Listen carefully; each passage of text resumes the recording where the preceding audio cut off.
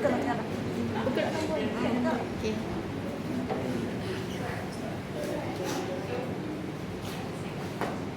Good morning, everyone. It's an absolute pleasure to be with all of you today. Now, we all know that public speaking is no easy feat. It takes courage, clarity, and a little bit of charm. And today, we are here for a treat. Coming up, we have not one, not two, but 4 amazing speakers who've come together to form a group that's passionate about the art of speaking. Each of them brings a unique voice, a distinct style, and powerful message. Please welcome Danish Yumi, Annie Patricia,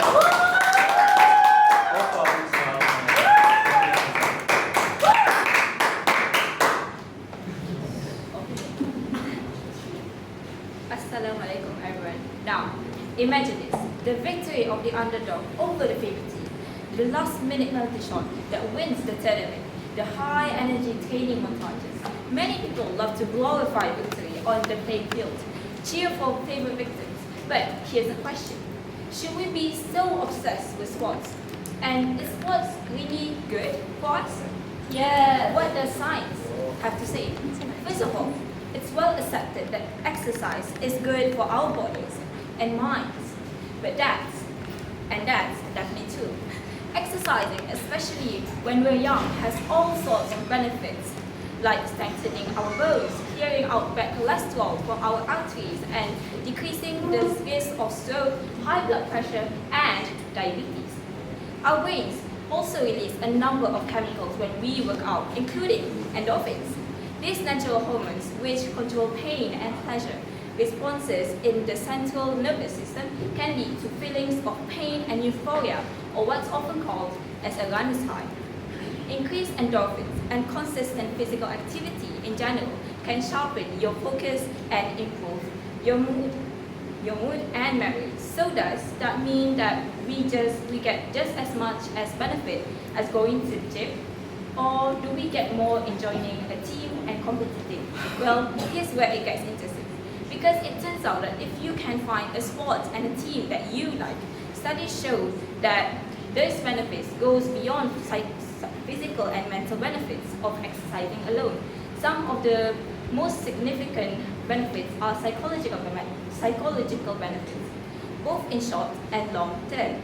Some of those come from communal experience of being on a team, for instance, learning to trust and depend on others to help, to accept help, to give help, and to work together towards a common goal. In addition, commitment to a team and doing something fun can also make it easier to establish a regular habit of exercise. School sport competition also has been shown to reduce the risk of suffering from depression up to 4 years. Meanwhile, your self-esteem and confidence can get a big boost. There are few reasons of that. One is found in training. Just by working at skills, especially with a good coach, you reinforce a growth mindset with yourself. That's when you say, even if I cannot do something good, I can improve myself through practice and achieve it eventually.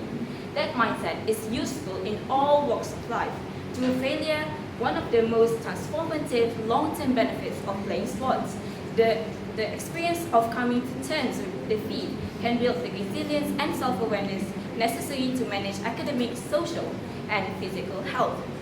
This is why we say that exercise comes with a great number of benefits, and one of the benefits comes from coming and connecting with a community that likes sports.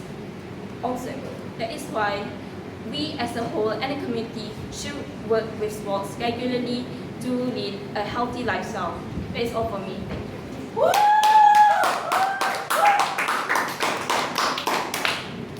Assalamualaikum and a very good morning to the judges and fellow candidates. So, Rama has already shared how exercise keeps our body healthy. But now, let us talk about something that is often invisible, but just as important, mental health. Staying healthy is not just about eating well or going to the gym.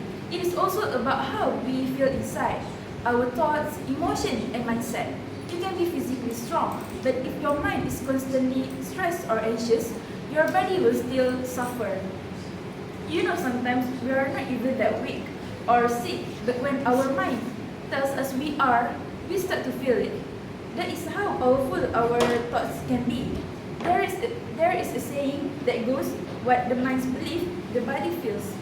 If we keep telling ourselves, I'm exhausted, I cannot handle this, or I'm not good enough, eventually our body will react with tiredness, headaches, and even illness.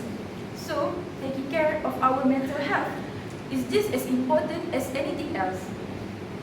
Now, the question is, how do we take care of our mental health?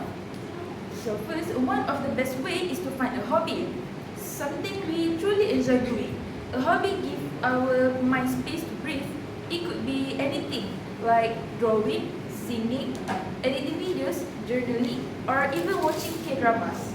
It is not about how good you are at it. It is about how it makes you feel. When we make time for things we love, we feel happier and more in control and less stressed. Hobbies helps us reset. They give us a break from the pressure of assignments, presentations, and social expectations. Let me share a quick story. During the pandemic, one of my friends was really struggling with online classes. She felt stuck and unmotivated. Then she started baking. Just simple things like cookies and brownies. And guess what? That small hobby gave her something to look forward to every day. It helped her connect with herself. Her mood improved and slowly so did her focus in class. That is the power of doing something for yourself. So, my dear friends, I want you to remember this.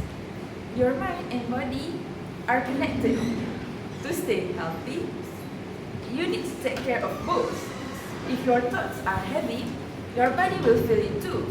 So please, talk to someone when you feel overwhelmed and take breaks. And most importantly, find a hobby that makes your soul smile. Because staying healthy is not just about looking good. It is about feeling good inside and out. That's all for me. Thank you.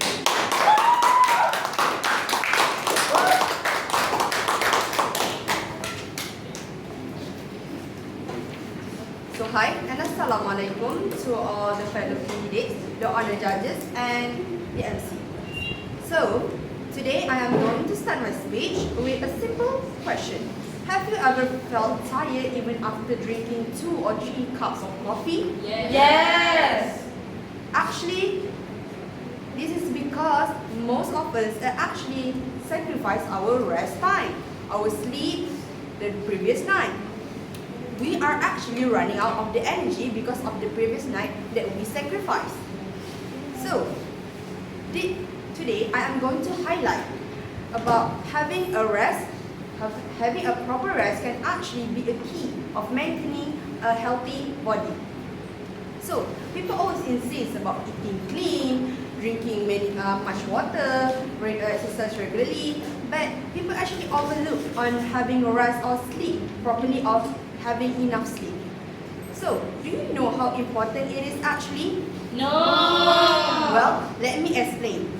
Actually, when we sleep, our body isn't just shutting down, it is actually repairing and restoring for the muscles so that it will recover from the daily activities and it will recover the brain that keeps thinking throughout the day, the immune system that keep working to avoid us from getting illnesses, and it's like, okay, try to imagine a maintenance system. It is like that. It fix, clean, and prepare for the next day. It's how our body works. It's how sleep works on our body. So, how does this affect our body? First, it affects immune system. Immune system will get better and will get stronger if we sleep because it can get stronger in fighting against the viruses and the infections. That's why you can see that sleep-deprived people actually easily fall sick. And I can say that from my experience, from the phase when we are needed to submit a lot of assignment, I was having flu and cough, and I was not having a proper rest. But after that phase, I finally managed to have 8 hours of rest. And then it's getting better. That's proof how our immune system works by sleeping. The second one is our own weight. So basically, having lack of rest can actually mess with our hormone that control the hunger in us. That's why when we are tired, we are always craving for something sweet, especially chocolate and snack. It is because our body is actually trying to search for the quick energy to keep working. And that leads to the weight gain. What worse, it leads to the obesity and diabetes. The third one is it affects our heart. So when we actually sleep, during sleep, our heart rate and blood pressure will go low, basically giving the cardiovascular system a break. But if we don't sleep and doesn't even have enough sleep or a proper rest, it will get increasing. So you will not see the effect now, but we will see the effect in the future. That's why you see on the news there are a lot of people that die due to the heart attack. And then when the doctor tried to search what's the sources of this heart attack, it's because of the lack of sleep. That's why on the news you can see that the doctors always emphasize having lower than 5 hours of sleep can actually kill you. So, in conclusion, getting rest is not just about not yawning throughout the day. It's actually to keep us in a balance physically and mentally. So if you care much about yourself, please take care of your sleep and take care of your rest. I think that's all from me. Thank you.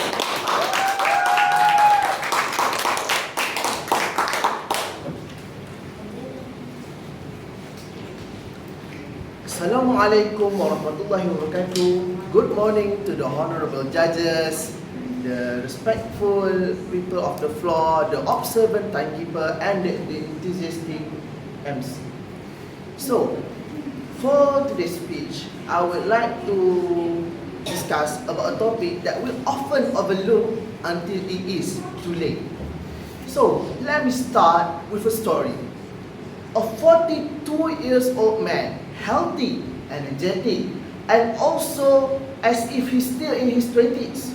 One day, he went for his routine checkup at a clinic because his wife insisted on it.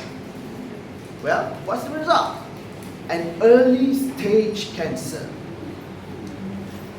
It is sneaky, silent, and symptomless, but treatable.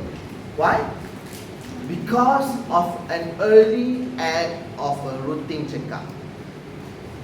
That checkup saved my uncle's life. So, let me ask the people of the floor today. How many lives that we could save just with the intention and the act of checking on ourselves? Many. So, let's delve deeper. Regular checkup is not just an appointment. It is a system, an early warning system for our body. It shows the things that our body whispers before it starts to scream and also breaking down. So, diseases like hypertension, diabetes, even heart diseases and cancers, these diseases are symptomless. They work like silent killers. But by the time it starts to show its worst symptoms, it might already be too late for us. The damage has been done. We know this.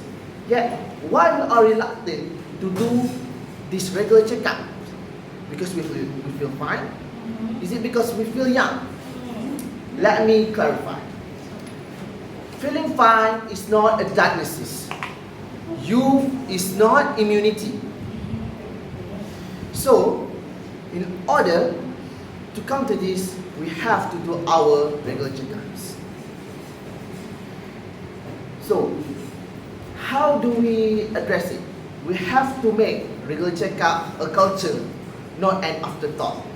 We have to teach our children that strength includes from being proactive and not just reactive. So, to end my speech today, I would like to ask you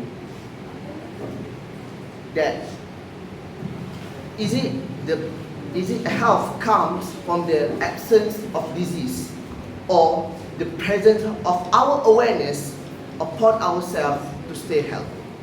So I think that's all. Thank you.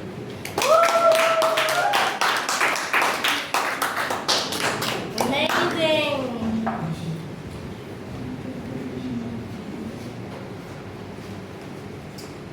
Let's take a moment to appreciate the power of words, the courage it takes to speak from the heart, the impact and that just 4 voices can have in one room. Danish, Amni, Alpha and Dami, you've informed us, inspired us and reminded us the importance of confidence and communication. Thank you for sharing your stories, your insights and your passion for public speaking. Once again, a huge round of applause for our phenomenal. Thank you.